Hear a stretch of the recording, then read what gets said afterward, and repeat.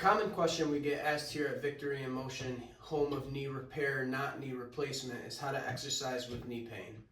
A good method to follow when exercising with knee pain is what we call the red light, yellow light, green light system.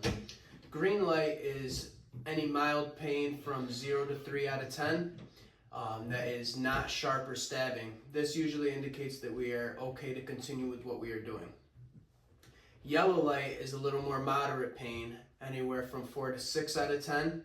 This could be dull or achy, sharp or stabbing. This usually indicates that we should modify what we are doing and yield the exercise that we are doing or activity.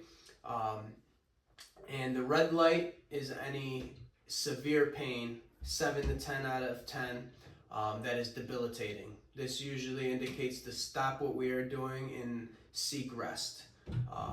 Elevate your leg above your heart level. Apply ice for 15 to 20 minutes. Just make sure that we are not putting that directly on skin and to get a layer in between. And that will be the red light, yellow light, green light method to help exercise with knee pain.